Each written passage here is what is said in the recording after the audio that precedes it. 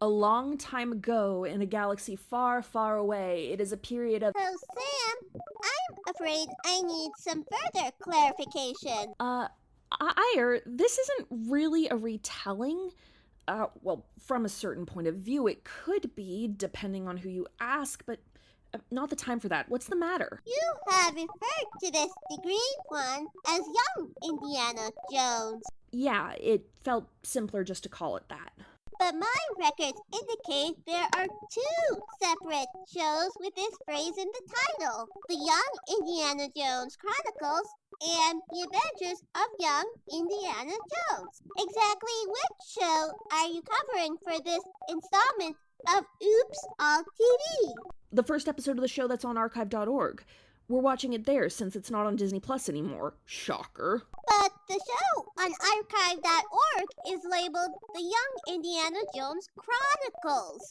However, the episode My First Adventure is the pilot for The Adventures of Young Indiana Jones. Oh, yeah, that's a mislabel, buddy. But why are there two shows? It will only discombobulate Indiana Jones fans. Even I almost short-circuited trying to distinguish the two. Okay, so it's a bit of a long story. What happened was George Lucas hired an editor in 1996 to take all the episodes of Young Indiana Jones Chronicles and turn them into feature-length installments, and those are marketed as The Adventures of Young Indiana Jones. That explains nothing. Why exactly is this necessary? Ire, what's the first law of George Lucas? It's like poetry. It rhymes. You're not wrong, but not what I was going for. Okay, second law of George Lucas. The orientalism of it all? And I walked right into that one.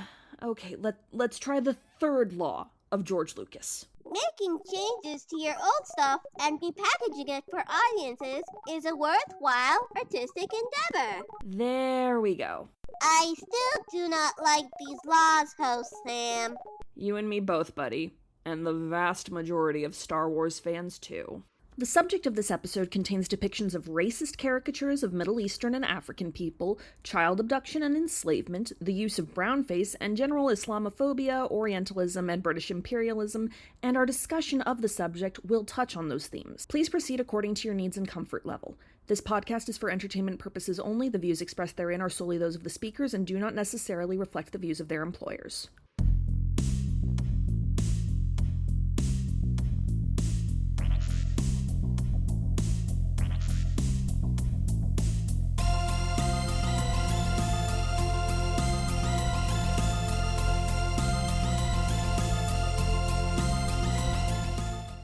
Hello there, and welcome back to 6 Degrees of Star Wars, the podcast where we explore all the ways George Lucas's flagship franchise surrounds us, binds us, and penetrates us in the landscape of cinema and television. I'm your host, Sam Marchioni. Joining me today, Charlotte Driftwood. Podcasts. Why did it have to be podcasts? I hate podcasts. And for the very first time, please welcome two first-time guests, Jen Seggio. I got lost in my own museum several times. And D&D. Well, this is another fine mess you dragged me into, Indy.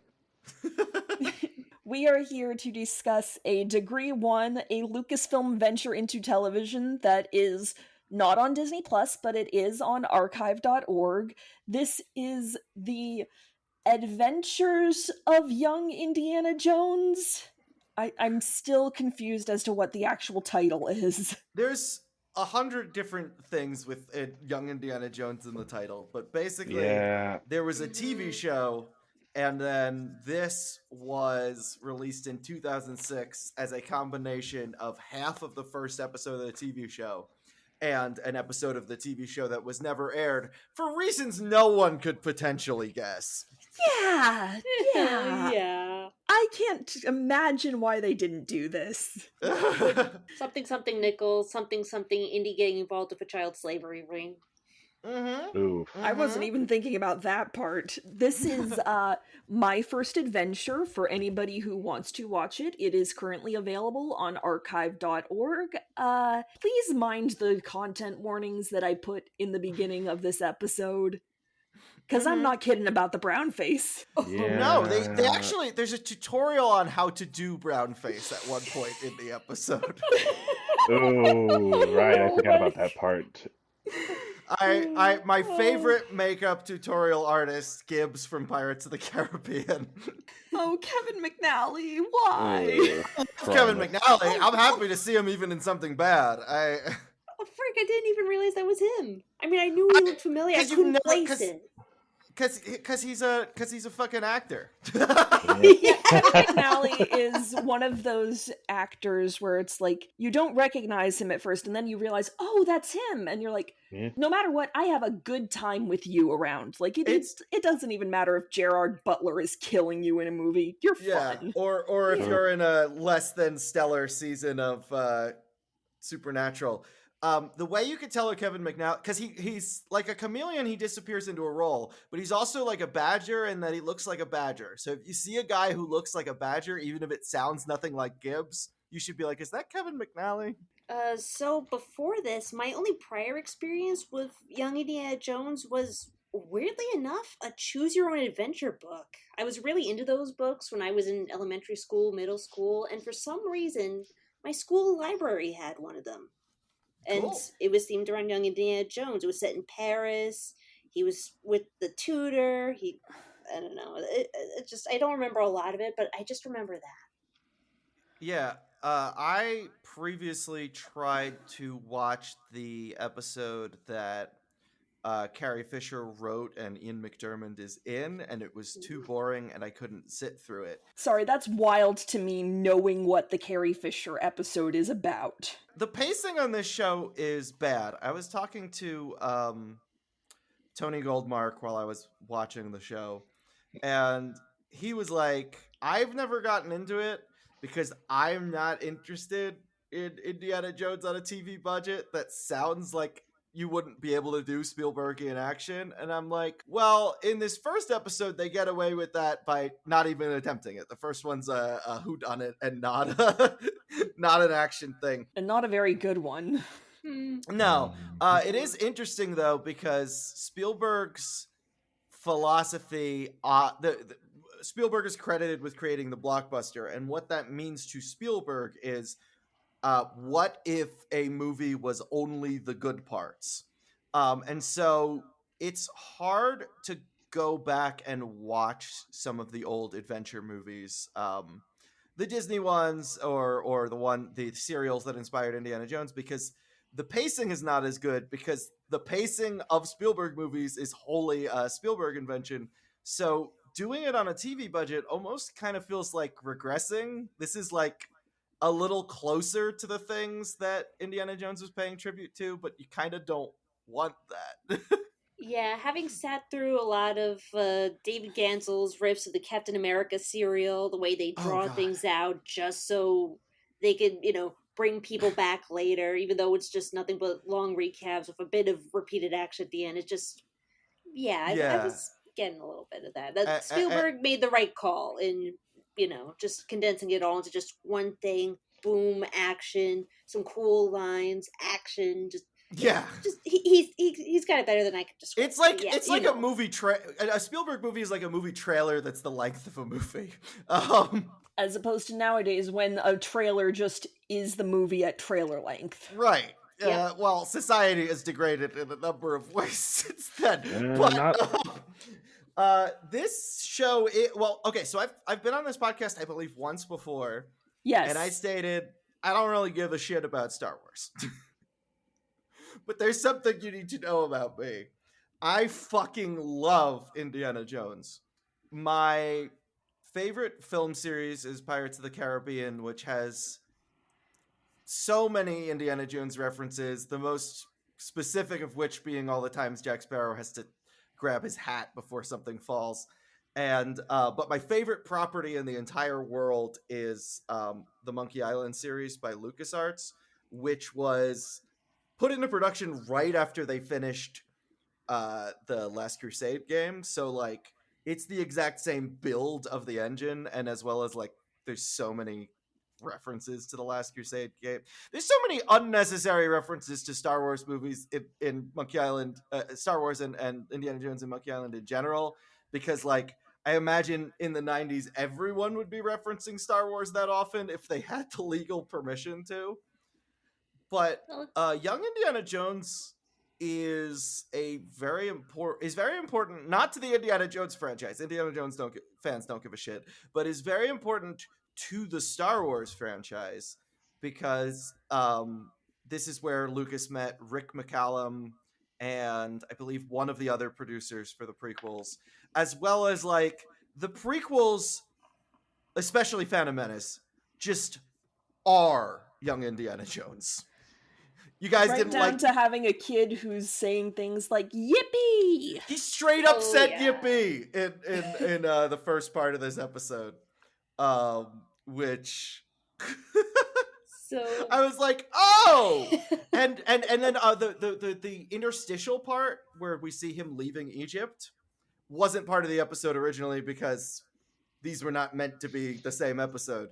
So they just completely cut off the second half of Young Indiana Jones and the Curse of the Jackal, and apparently it doesn't pop up for another 6 installments. Yeah. But the interstitial was actually shot in Tunisia during the production of Phantom Menace. And, also, speaking of the other installment, which is Indiana Jones riding with Pancho Villa, he recounts that episode to Mutt in Crystal Skull, implying that like the Young Indiana Jones show is canon. Lucas put that in there so no one could say it wasn't canon ever again. George. Yeah. No, and that's the difference between George and Spielberg is George is first and foremost a businessman and a good businessman. He turned Indiana Jones Spielberg turned it into a movie, and Lucas turned it into a brand. But I do wonder, because in the second part of this episode is titled Tangier, because he's in the capital of Morocco, where he's part of... Yeah, no, I know. Where part of the Dial of Destiny is also set, and there is a moment where the Phoebe Waller-Bridger goddaughter character whose name I planned to write down, Helena, is like yelling directions at him during a chase scene, and he just grumpily shouts back, "I know Tangier." I wonder if that was a reference to My First Adventure / the cut Tangier episode. If it was, I really wish that Omar would have showed up to beat the shit out of him. Damn. All right, we're Star Wars re-release style adding that scene onto Dial of Destiny on Disney Plus. Is this not George Lucas's version of Young Indiana Jones special editions? You ain't wrong. Interesting. I could have watched that child actor who's... I could have written down any number of things before this, huh? The child actor whose name is he has one, and it's a good one. Corey Carrier? Yeah, I could have watched Corey Carrier's Gooniesing with Indiana for 2 hours. Wait, sorry, are you asking about Omar's actor or Young Indy's actor? Yeah, no, Corey Carrier. I could have watched Corey Carrier and Indiana go on stupid Goonies-style adventures in Princeton, New Jersey. Sorry. The first half or the second half, Charlie? The kid in the first half. That's what I thought, yeah. I was just sad that it wasn't River Phoenix. No. But few people are, you know? Yeah. I love picturing that River Phoenix scene in Last Crusade, and Spielberg was like, oh, this gives him history, this gives him pathos, this is a wonderful opening to the movie. And Lucas is like, we're in the money, we've got a lot of what it takes to get along.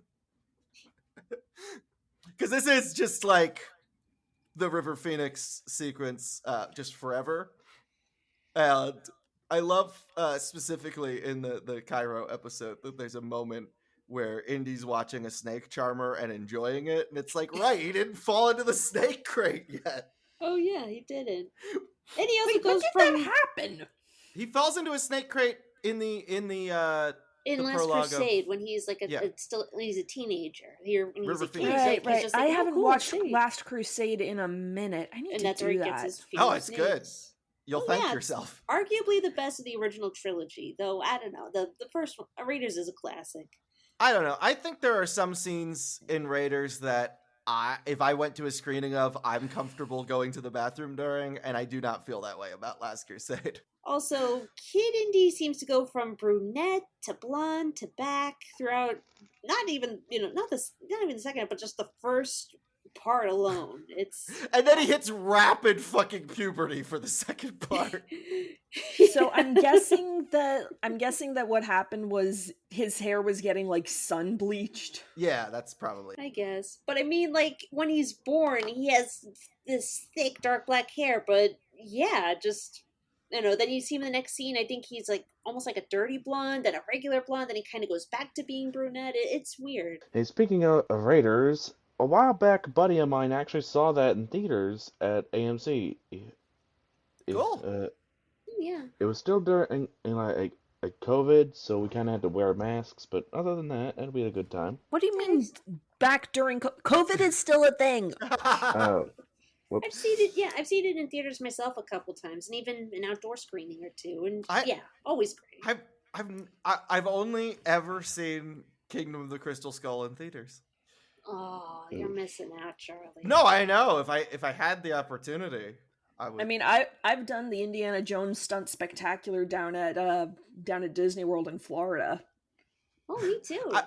I visited Disney Sea, but I can't do rides, so I can't. I didn't get acquainted with the first time George Lucas wrote a Crystal Skull adventure for Indy, but we are not talking about any of those movies. We are talking about.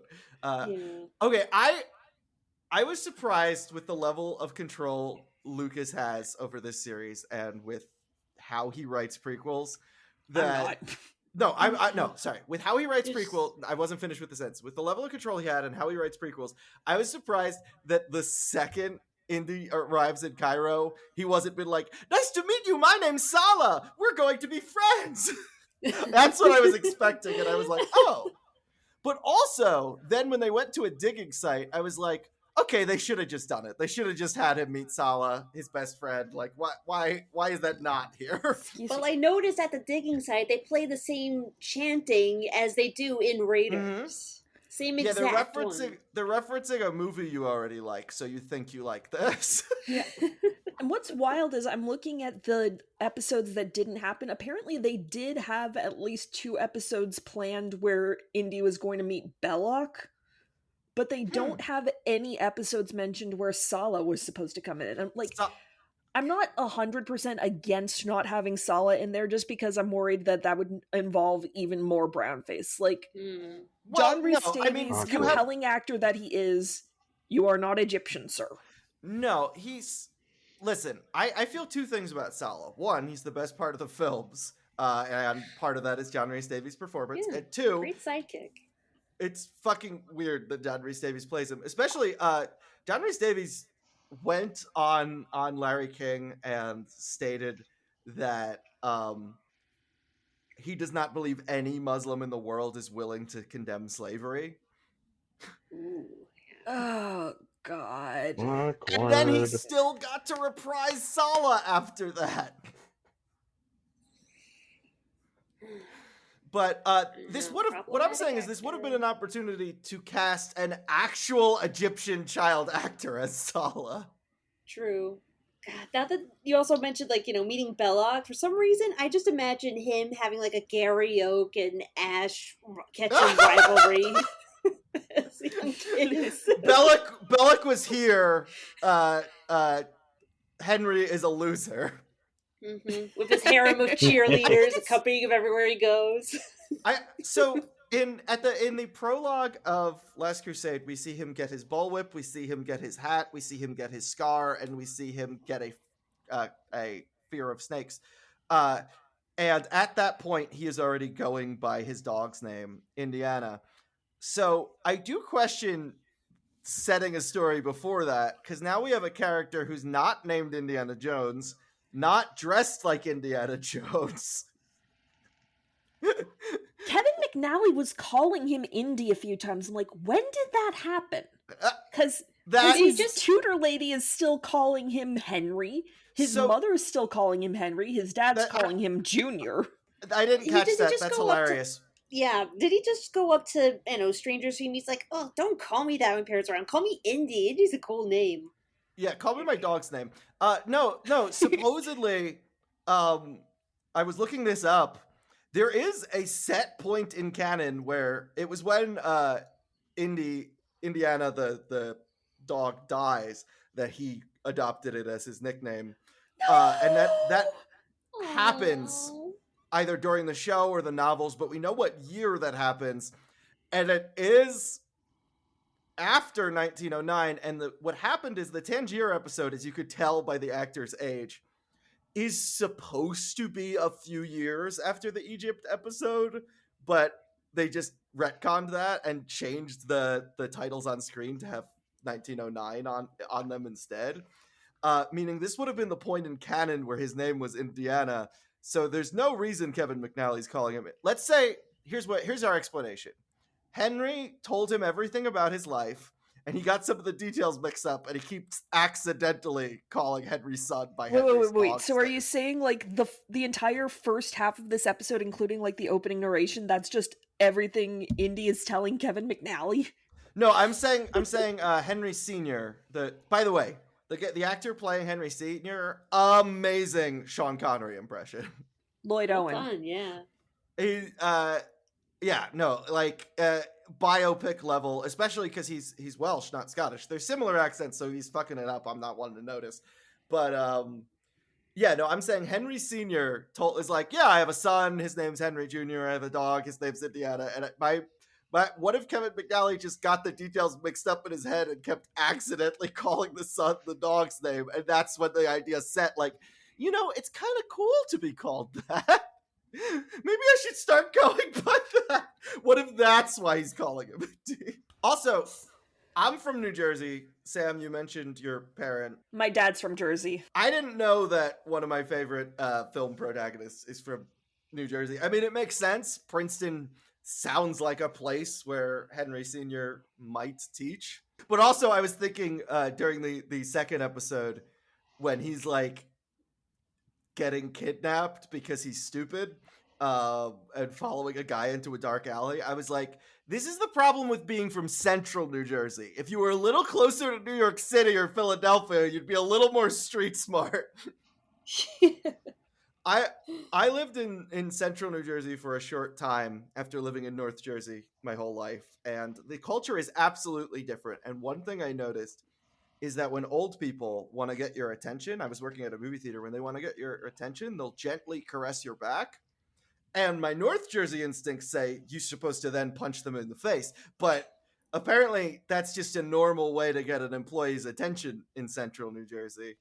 I know. When I saw that scene, I was like, okay, I know he's going to get kidnapped. I know he's going to get kidnapped. This kid should be smarter than this by now if he's seen the world or whatever. Just, I don't know.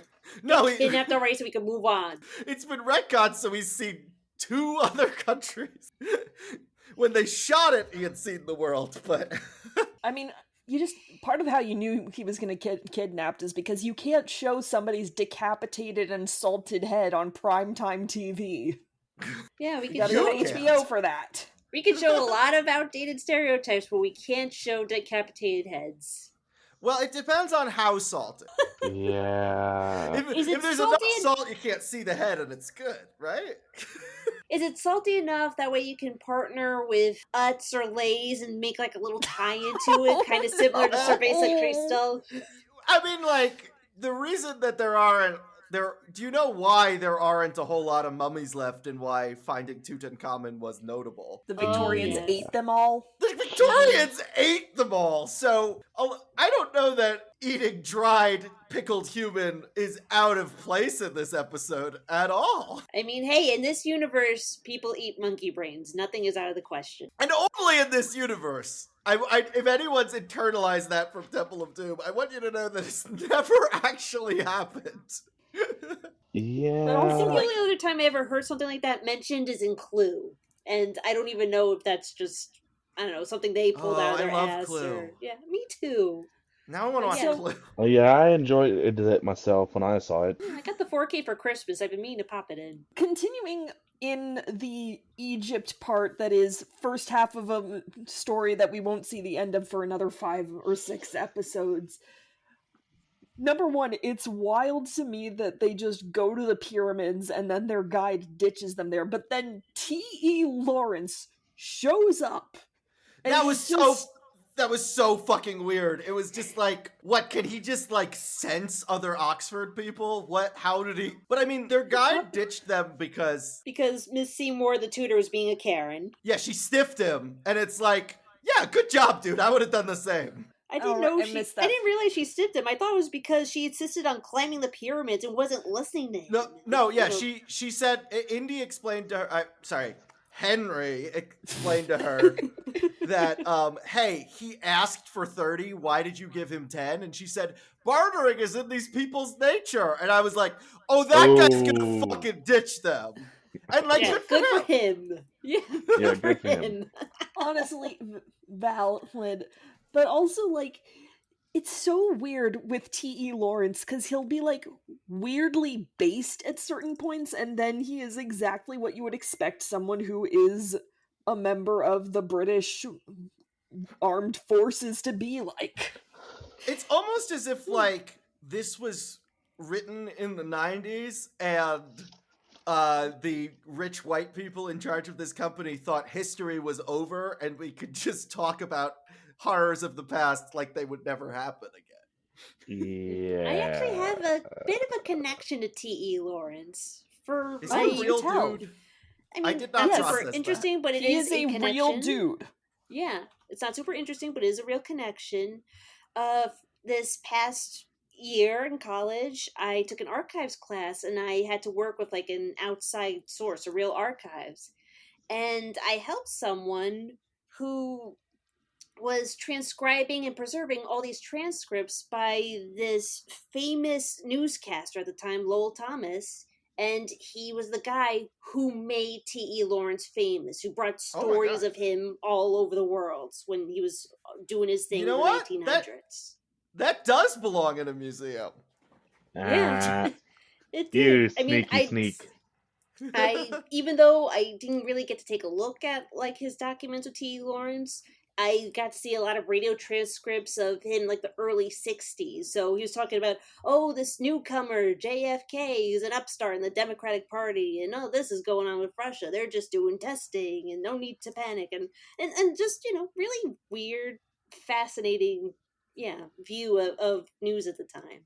Oh, and speaking of Russia, I was part of this. I was watching with my wife, who is born in Korolyov. It's where the space station stuff was, just outside of Moscow, and she had not heard of like the American idea of the end of history from the 90s and 2000s when we weren't at war and there was economic growth, so like white people thought all problems were fixed forever. She had not heard of the end of history, and when I explained it to her, she was like, yeah, problems weren't over in the 90s. I was in Russia. It shows how optimistic and blind we really were back then, unfortunately. In Soviet Russia, problems have you. Yeah. Yeah, no, that would have been right after the fall of the USSR. And she's like, does America know other countries exist? And I'm like, you know the answer to that question. Why did you ask it? Yeah, kind of awkward. Only when it's convenient. Only when it's funny. Only when we want to build theme parks. Mm-hmm. Or plunder their natural resources. Or take their shit and say, it belongs in a museum. It's in the name of freedom. In the second episode, when Omar asked what archaeology is, if I was writing this, I'd be like, I'm not sure. I think it's mostly about punching Nazis and blowing stuff up.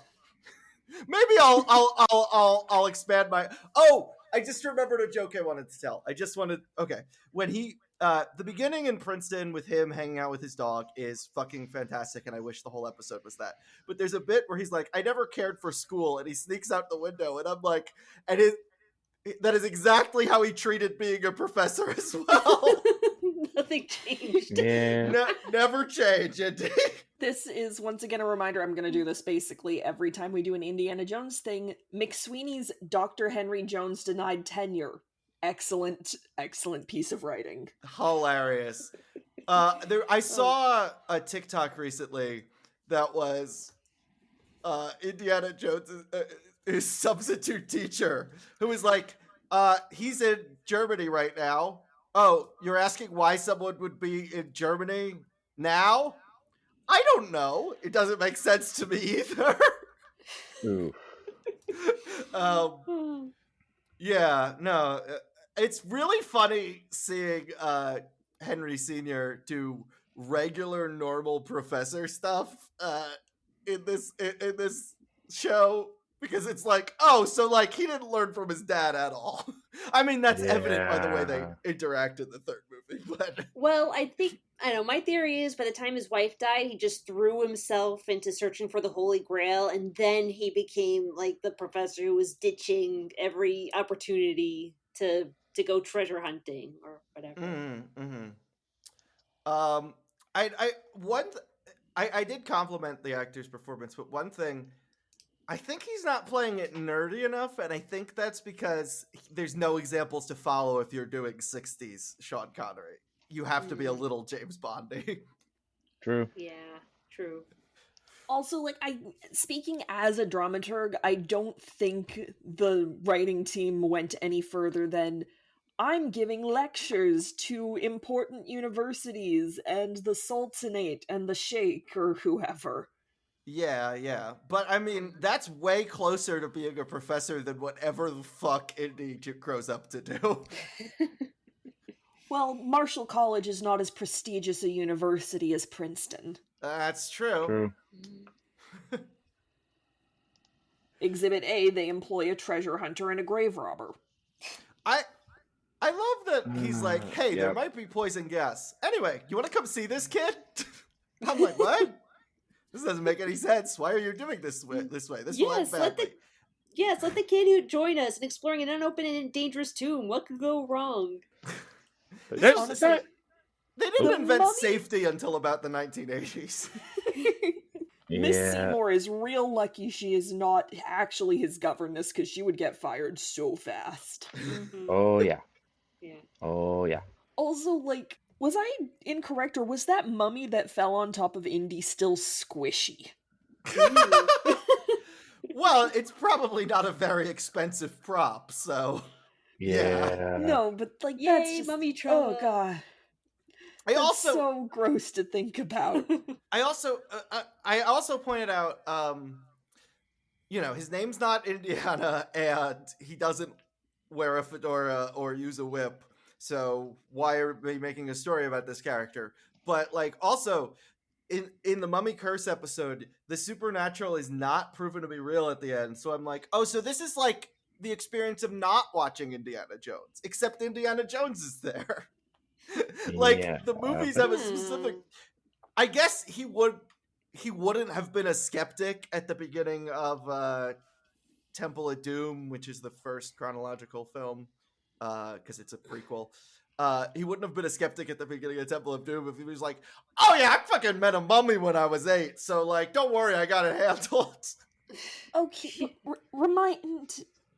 I don't know, maybe I'll find out when I watch whatever movie has the second half of The Curse of the Jackal, but was there magic shit with The Curse of the Jackal Crown?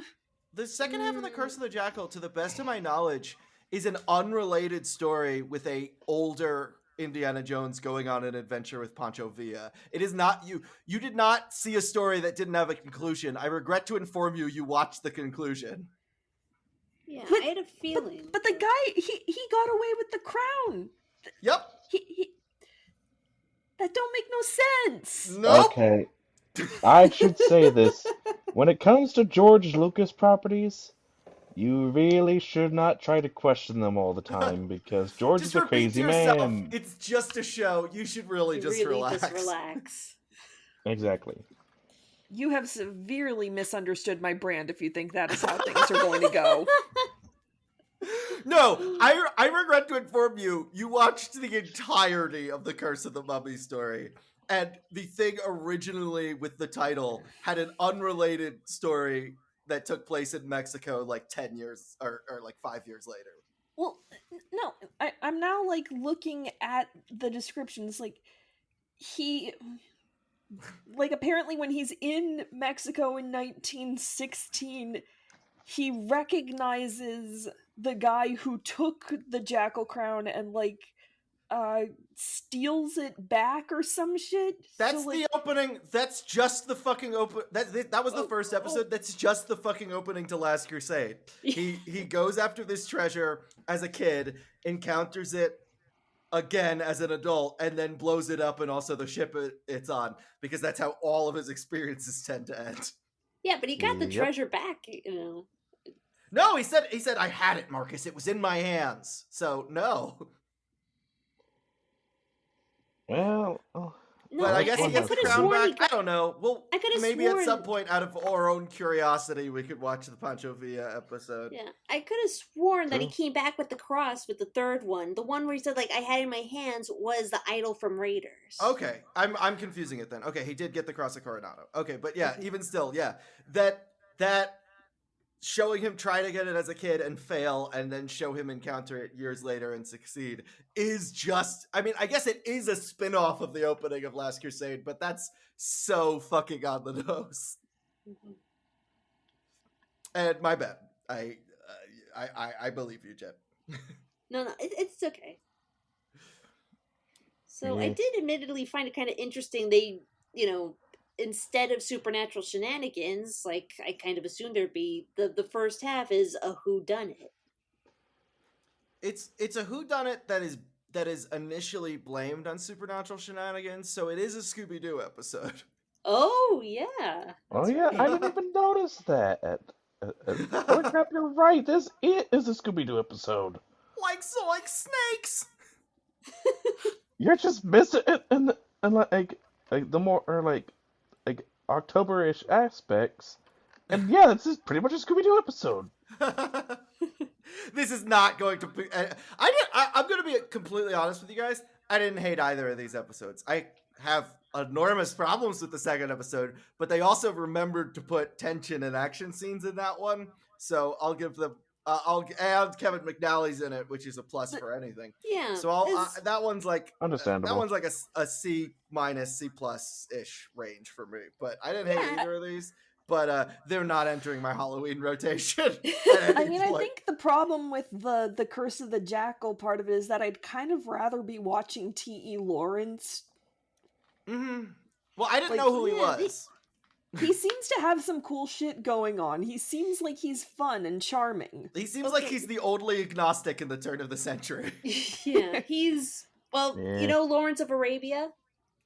Yeah. That's him. That's him. I thought that this was a fictional character they named after Lawrence of Arabia because I don't know shit. But so that's interesting. Okay. Cool. So yeah, I also had to wonder, like, is this every episode? Is he going to meet some famous historical figure in each one, and they help like shape his destiny or something? It seems like it because the second part of that episode is Pancho Villa. Maybe they gave up on that formula at some point. Well, apparently the Carrie Fisher episode in question, Indiana Jones hooks up with Mata Hari. Ooh. These are like. This is literally just what fan fiction is, but it's like owned by Lucasfilm, so we pretend it's not fan. And then there's the line about, I used to roll with Pancho Villa in Kingdom of the Crystal Skull, so I guess it's not fan fiction anymore. Yeah, Lucas has a habit of doing certain things. Yep. No, it's aggressively Lucasy. You could see like especially in that Tangier episode. I'm like, some of this becomes Watto. Yes. Huh. I get where the Watto brain, where the thought of Watto comes from, but honestly, I was looking at him like, this is some deleted lyrics from Aladdin shit. It's very Aladdin. Did Howard Ashman and have any involvement in the episode or anyone else? No, Howard Ashman, No. of course not. But No, I do believe. I mean, I'm my favorite. He might have been dead by the time this episode was produced. Unfortunately, true, he was probably, actually. But my favorite film trilogy is Pirates of the Caribbean, like I said, which is written by Rossio and Elliott, who I love their work. I don't support them. One of them is an anti-vaxxer, and I don't care enough to figure out which one. But I have like studied their work and looked for parallels in their work and looked for their influences. And so like I am pretty certain that all of their movies, including Aladdin, are just like Indiana Jones was great. Can we get away with just writing that? That and Princess Bride. Combine those, that's just every Rossio and Elliott film. So if you're seeing Aladdin parallels, that's on the Aladdin people more so than the Indiana Jones people. Anyway, so what you're saying is Indiana Jones walked so Pirates of the Caribbean and Monkey Island and all that could run. I think Indiana Jones ran with his arms over his head and jumped back and forth like a fucking buffoon, and it was very entertaining. I recall this part of the movies. Start the plane, George, start the plane. I wanna visit the time period that these are set and talk to young Henry and be like, you are gonna be an archaeologist one day. You're gonna be the worst archaeologist of all time. Yeah, when he's talking with Lawrence about, what archaeologists do, it's like, here are my notes. Archaeologists not getting rich? True. Archaeologists not stealing from the past? Not true. No. That's literally the whole thing they do in this era. No, he's like, that's not what it's like. Yeah, they steal mummies, eat them, and occasionally raise them from the dead. Yeah, no, T.E. Lawrence is written as just like historical revisionism, the character. He's like, did you know not everyone was toxically Christian and not everyone was Also, Indiana Jones being scared of encountering grave robbers made me laugh. I'm like, yeah, you might have become the very thing you swore to destroy. Yeah, he's afraid of finding a fucking mirror, it sounds like.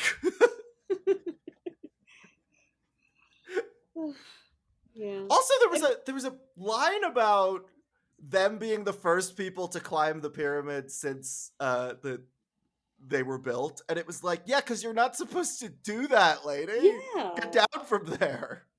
Yeah. This child is going to fall and break his neck. Hey, let's just be glad it's not the inflatable one from Despicable Me. Otherwise, he would have gone flying. Yeah. I'm just glad it's not the one from Fountain of Youth, speaking of Indiana Jones knockoffs. True. Nope, lost it. We'll get back to it. I know. I could kind of tell, like, getting into it pretty early on, okay, they really made this with kids in mind. It just, I kind of like I think they should have just leaned into that and done more of like the makeshift train car with a fan on it, the electricity experiment. I think it should have just been like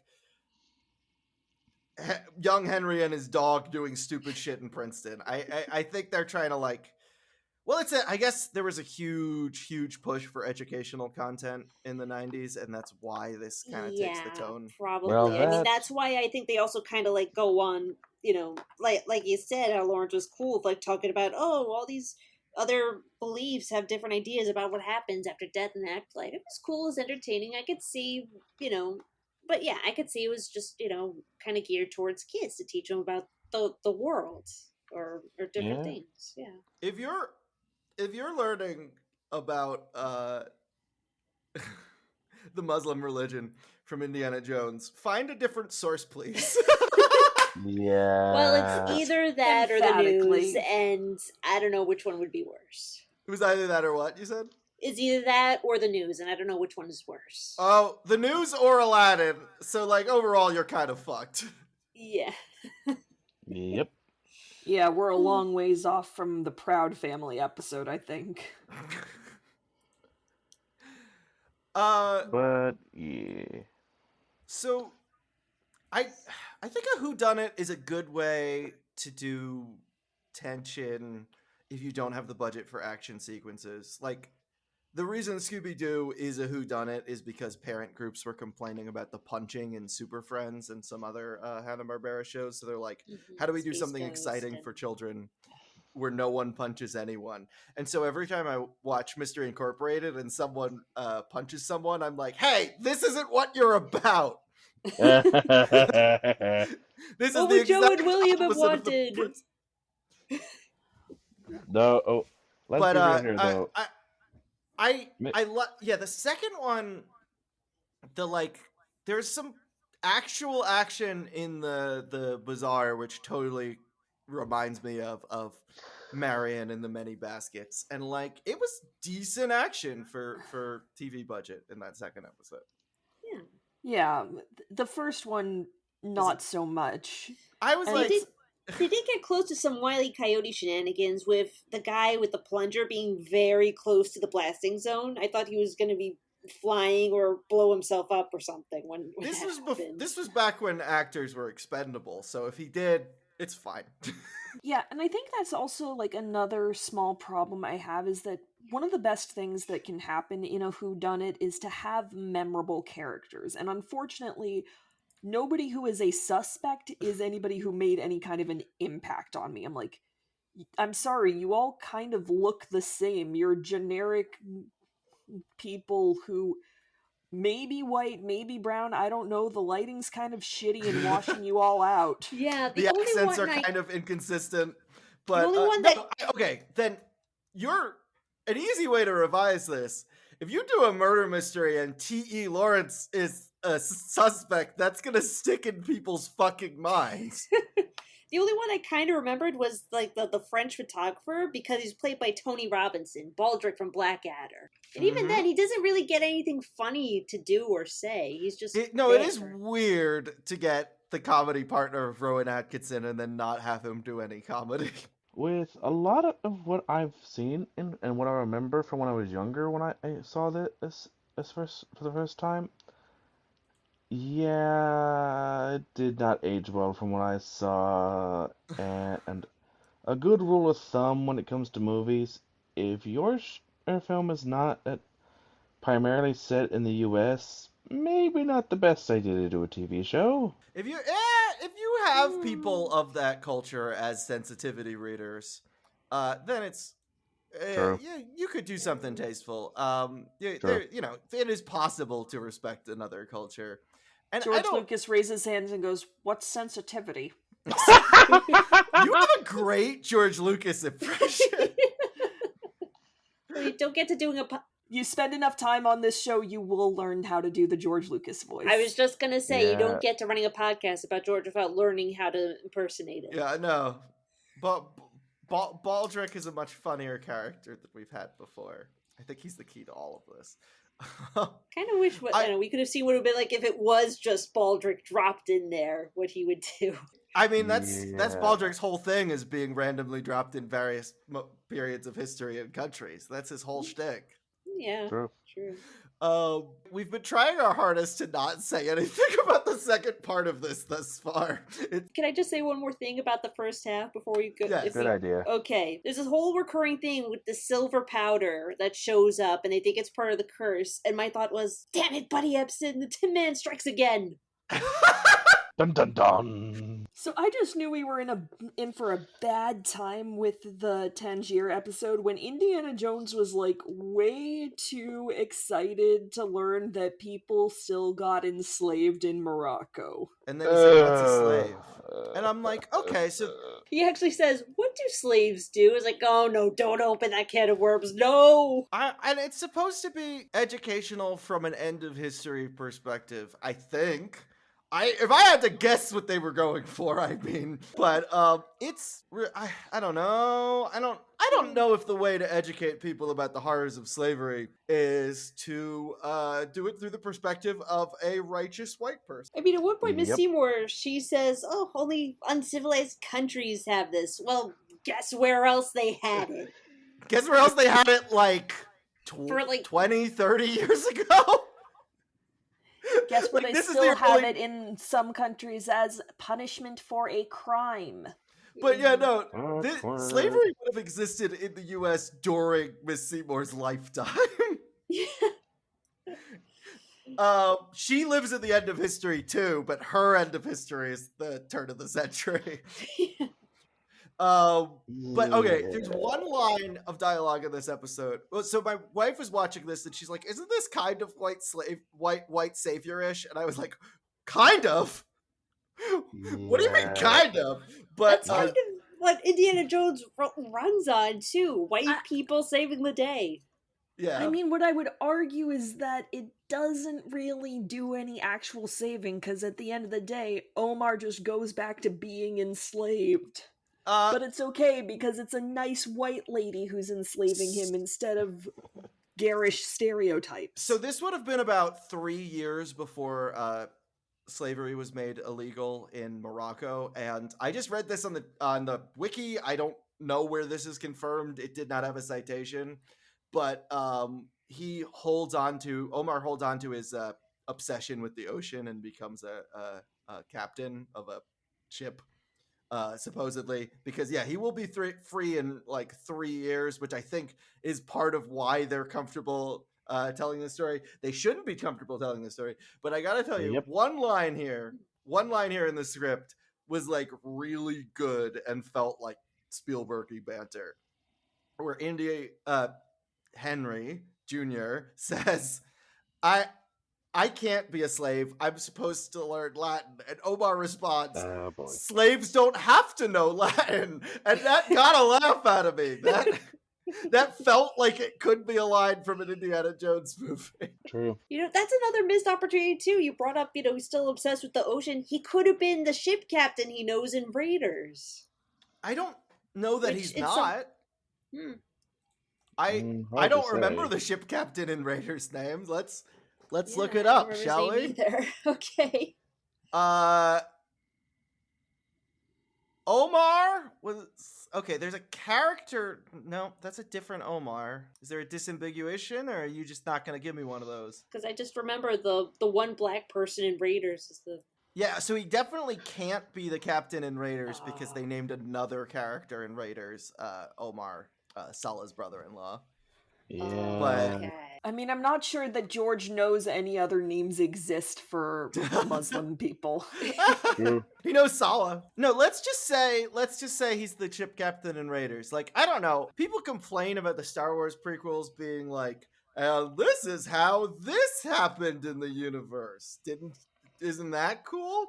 But I think this show could have used a little bit fucking more of that. Yeah. True. To be honest, though, I didn't remember a whole lot from this episode from when I watched it when I was younger on, I think it was Netflix. But when I saw some of the stuff that they did, awkward. I'm gonna just not ask you how old you are, because I can't be powered aged today. Yeah. I'm almost certainly older than you. Does that make you feel better? A little bit. But, like, just knowing D&D was old enough to be watching this on Netflix means Netflix was probably streaming, and ow, my back. Yeah. No.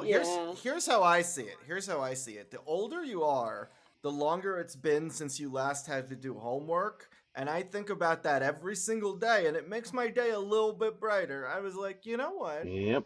I haven't done homework in 14 years. And then I go, and that's going to relieve a little of that tension on your back. True. I wish I could say the but same, also grad school. Oh, Sorry. yeah. I was just going to say that. I wish I could say the same. I'm in grad school, so. I'm a dropout, baby! Dropped out in my first semester. Well, I got 1 semester left, so I'm just looking forward to that. Indiana Jones is the only person who dropped out as a professor. I mean, you're not wrong. Sure. He goes on sabbatical for like 11 months of every year. People are like, oh my god, Indiana Jones is teaching us? Isn't that like, he's like famous, right? And then they're like, oh, okay, he's not teaching us. People fight to get in his classes because they end up getting like a week's worth of education at most from him. But you learn the most valuable skill of all, which is how to write "I love you" in the mirror on your eyelids without it being backwards and without it being awkward because It's one of your eyes smudging, would have yeah. to be closed. So yeah. No, there's the smudging. There's the having to close your eyes to write it. I don't know if y'all know this trivia about Raiders. It's not relevant to anything. When Marcus comes to Indy's house and Indy answers the door in like a smoking jacket, it's a really awkward cut where the second Marcus arrives, Indy is already at the door. And the reason it's a really awkward cut is because I Love You Girl was supposed to be in his bed and we were supposed to see him wake up and then answer the door. And that got cut. Yeah. For the best, it got cut, but now I won't be able to watch the movie and not. No, see that. it seems like Indy was waiting at his door for someone to knock at it when you watch it now. Yeah. Thank goodness that got cut.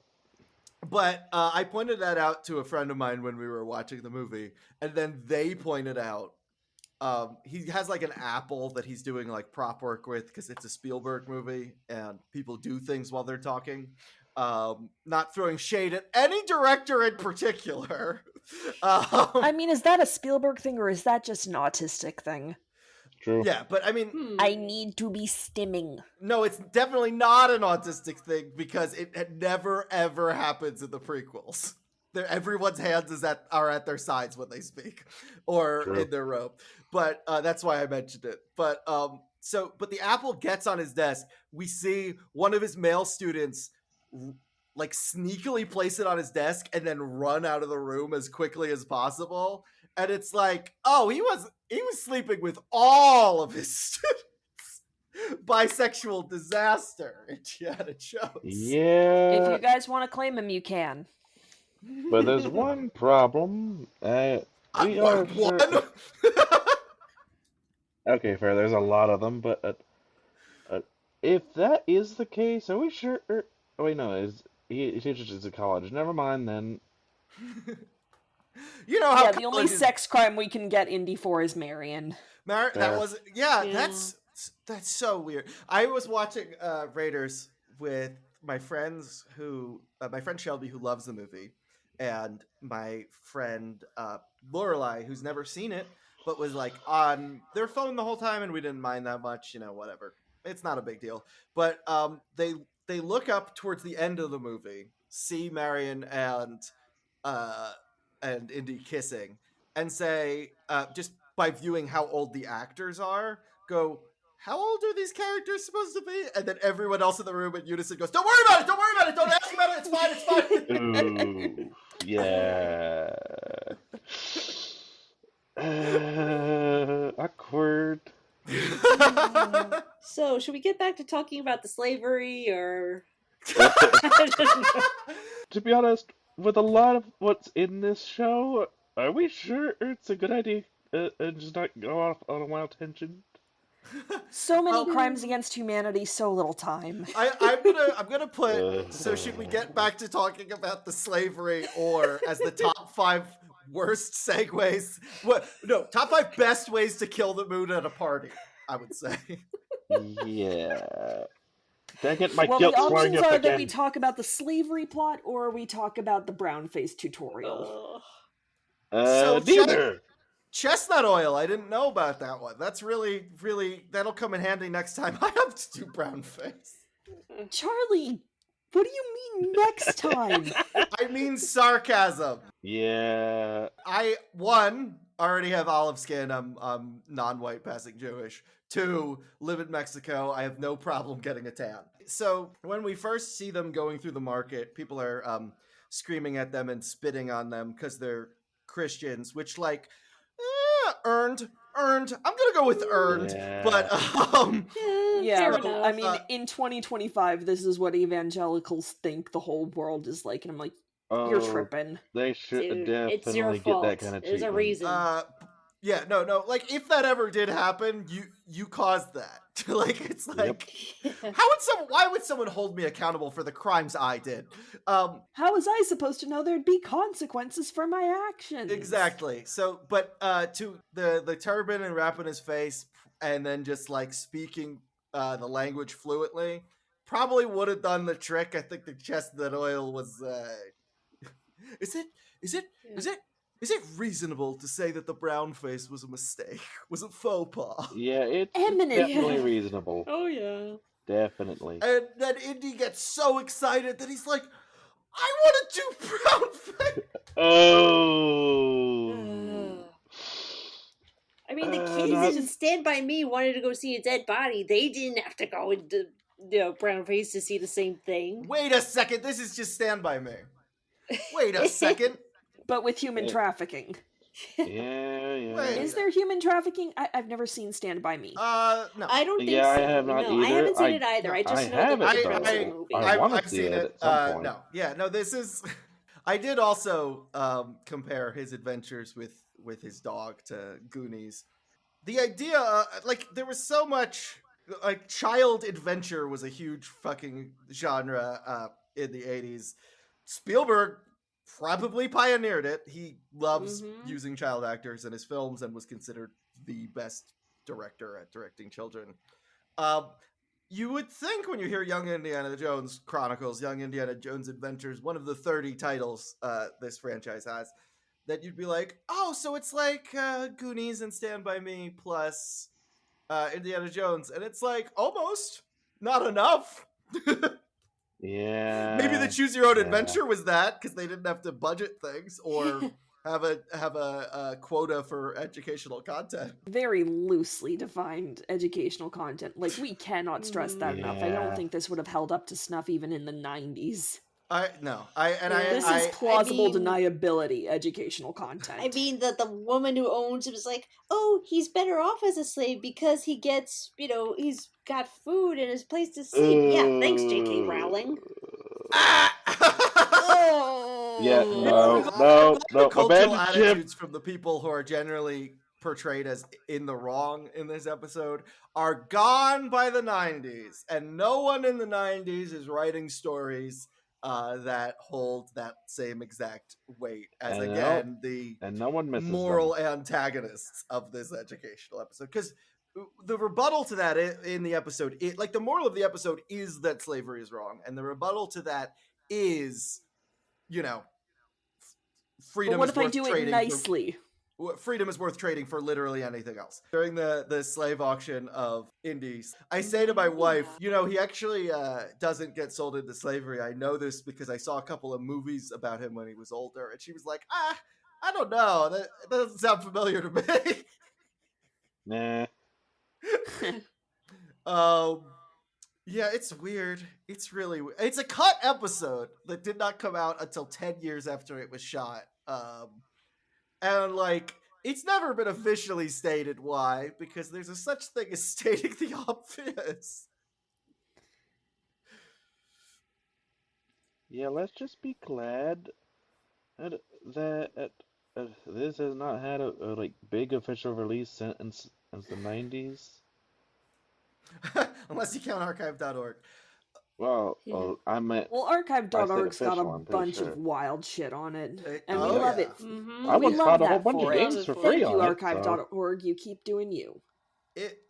Archive.org for when it belongs in a museum. Yep. Topical. Yeah, thank you. And I also told my wife, I wonder if the reference to "I know Tangier" in the movie is a reference to this episode, and she responded, I wouldn't be surprised, because 90-year-olds famously remember every place they visited when they were 8, and then she said, and cities never ever change their infrastructure. Yeah, awkward. And I'm yeah, I'm from Boston. I can tell you, doesn't then. Fucking work that way. Ask me about the Big Dig. The Big Dig? I'm going to ask you about the Big Dig. Yeah, so it was this massive construction project in Boston overhauling one of our major highways, and it took forever. It cost $1 bajillion, but you know what? Now we have fucking green space going over our highway, and it looks fucking gorgeous, and you're welcome. You know, it would have done a little faster if they hired the fastest digger, Sala. Ooh. Sorry, I'm here to just drop random Indiana Jones references today. That was my plan, and I've succeeded. I mean, it makes sense considering what we're talking about. Are you charging by the joke? Yeah. Yeah, 5 reals. No, wait, 10. You're 100 I'm reals. just here to make awkward segues. You're getting paid for this? Yes, you're all getting paid in experience. In exposure. Indeed, exposure. I could use some exposure. I've exhausted everything I think I've noticed about these episodes. Yeah. There's only so many jokey jokes you can make about a thing where a large part of the plot is, hey, let's try to avoid our main character getting enslaved. Oh, and I made some jokes about it, and I could have written more if I had more time. Don't get me wrong. I think as long as you're punching up, you could write 100. As long as the joke is that slavery is bad. All right, there's a moment, I admit there was some clever thinking on Indy's part where they're trying to rescue Omar, where he kind of tries to tell Kevin McNally, why are you bidding so high for him? He can't talk. And so kind of cutting through so none of the other buyers would outbid him. Yes, because he knew. Yeah, that was cool. That he knew that, and that was one of the moments where I was like, that character is Indiana Jones. Yes. That is something Indiana Jones would do. And I kind of wish more of it were like that and less brown face. Yep. Well, there's a lot of that. I wish the whole series was like that instead of brown face and yippee. I'm sorry, I just got one more thing. There is kind of a bit of fridge heartwarming here if you consider it canon for this and Temple of Doom. Indy freeing all the slave children in Temple of Doom, not just because it's right, but because maybe he couldn't free the other kids who were enslaved as well. He could only save his one friend and who he dragged into it. Hey, so I pointed out the reason this is set in the year it is because this was right before slavery was outlawed in Morocco. So just a little epilogue would have been nice. If your goal is educational, just tell us that. Be slavery. Do a 90s freeze frame credits thing. Omar was freed 3 years later. He became a boat captain in Egypt. Done. Yeah.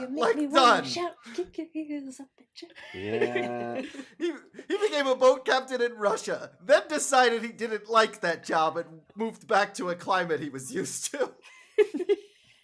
Yeah, so they kind of have him just drop him back off of his mattress, go back to slavery. Well, just one slightly nicer person who keeps you in bondage than a stranger who does. I don't know. It's just... Well, it keeps him in bondage for 3 years. He got to spend his entire teenage years, his entire adulthood a free man. Which again, just a 90s freeze frame would have done the final bit of telling this story. Or even some narration I met Omar again 3 years later when he was free and we went to the ocean again. Make it some Shawshank shit. Yeah, they could have. There was narration. Yeah, I mean, I think my one major note for this episode are 4 simple words. Check your privilege, Indy. He's trying. He doesn't know. Yeah, we will give Indiana Jones some grace because he is 9. His dad is James Bond. His dad blows up a lot of foreign leaders. It's true, yeah. But yeah, like Charlie was saying, there was narration, at least in the original versions. I think I looked it up, and it's there's no original version of the Tangier episode, so. Oh right, but yeah. But apparently, because they were cut up, the original bookends for each episode, which you can kind of see the very last shot of the end credits with the old hand closing the book. It's supposed to be really old Indy telling these stories to his grandkids in the neighborhood, and no one believes him, all crazy, grandpa boomer complaining, whatever. What grandkids? His son died. So I will tell you this one. I know this one. I know the answer to this one. And this was a trivia I was waiting for someone to ask. Lucas, as I said, wanted to use Crystal Skull to make Young Indiana Jones canon. That's why there's the conversation where he recounts the Pancho Villa episode to Mutt. Lucas really, really wanted the story to be about Indy's daughter, and Spielberg vetoed that because the grandkids in the bookend segments in the framing device are the children of his daughter, and he was like, if this is an adventure with his daughter, ha ha ha, he hoo. So that didn't work out, and we got Mutt, which is why they introduced a goddaughter. And Lucas got his way eventually, and those have been retconned to his grandchildren. I don't know. I would have much rather had a daughter than Mutt, but that's just me. Yeah, I mean, the rumors that I've heard is that if it had been a daughter, the daughter would have been Natalie Portman. That's better than Shia LaBeouf. That feels apocryphal. I don't think it would just be like, and Natalie Portman again, who stars in every Lucasfilm movie. I can't imagine that would have been the case. Yeah. I think that must have been a Padme joke. got reincarnated after she died of sadness. Listen, she's also made out with Poe Dameron. And with young Han Solo, so... Let's hope that eventually this sort of thing can happen. Because, like I said before, better than Shia LaBeouf. I like Mutt Williams. I'm a Mutt Williams apologist here. I don't like Shia LaBeouf as a person. I like his performance in that film. I also wanted to make one last joke here. An elderly Indiana Jones. What a novel concept. Yeah, much like they're gonna make Harrison Ford do this till he's 90. Exactly. He's like Skipper Dan. He's doing this till he's old and gray. Exactly. I mean, I think the difference is he'd be fine doing more Indiana Jones until he dies. It's if you want to make him do Han Solo that he'll be inclined to violence. I did ask, like, being your guest that doesn't give a shit about Star Wars and is obsessed with Indiana Jones, am I the resident Harrison Ford? Probably. You might be, but I need to ask, how similar is your wife to Callista Flockhart? She's fat, so not at all. I was just gonna say, I don't know, my theory was Harrison Ford only signed on to doing The Force Awakens so Han Solo could finally die, but I don't know. Yeah. I guarantee you that's what happened. Yeah, that was absolutely what it was, and then he almost died in real life, but that's for next May.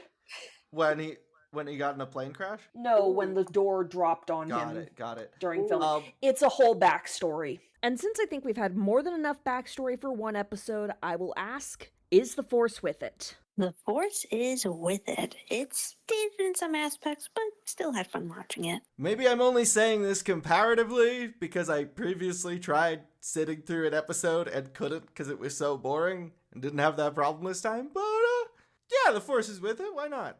There were parts of it that even felt like Indiana Jones. Just obviously mind the trigger warnings if that's something too upsetting for you to watch. Yeah, as much as I love Indy and his films, unfortunately, I gotta say, this one does not have the Force.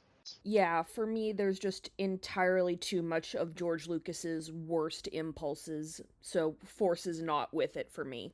So I guess that makes it 2-2, even split. Who has pluggables? I have a YouTube channel called Dreammaker Studios. I've got a couple series in the work. And I also do streams, mostly in October and December, in my own little server. So feel free to come join in if you like. I now have a Discord notification server that I will link you so you can put in the description of this podcast.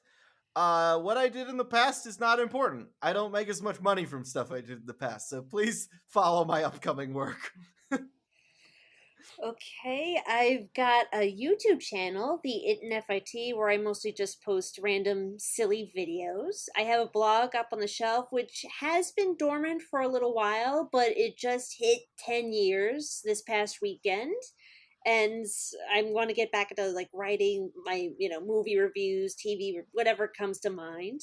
But more importantly, I have a picture book coming out that I've illustrated. That is amazing. Oh yeah, yes, it is called Ava's. Congratulations! Thank you. It's my very first one, and it's called Ava's Chalk by Jeanette Fazari Jones, and it'll be coming out soon from Ever Imagine Press, wherever you can buy books online. So yeah, definitely check it out when it's ready. I think you're gonna love it. I'm very proud of the work I did. I'm actually working on 3 separate projects inspired by Indiana Jones currently. Hopefully this December, part 1 of me and Micah Hirsch's film, The Road to Cuscotopia, which is a crossover fan film sequel to The Road to El Dorado and Emperor's New Groove. Part 1 will be coming out this December. I'm working on a audio drama podcast that I don't want to reveal too much about yet, but it is about lesbians, and one of the 2 lesbians it is about is basically just based on Indiana Jones. And then third, fuck it, I'll announce this. My father and I and David Gansel, aka Doggins, are writing a sequel to Casablanca, naturally called A Beautiful Friendship. And in the spirit of Star Wars, to be there for the people who need us, this episode's mutual fund spotlight goes to Muslims for Just Futures, an organization dedicated to countering the widespread divestment from Muslim communities resulting from criminalization, structural Islamophobia, and gendered Islamophobia by focusing on investing in economic justice, gender justice, and healing justice.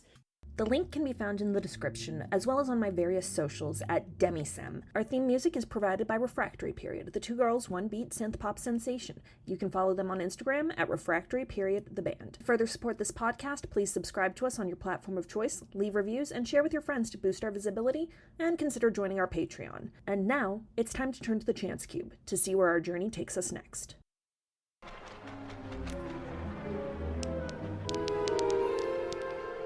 3. Looks like a 3. 3.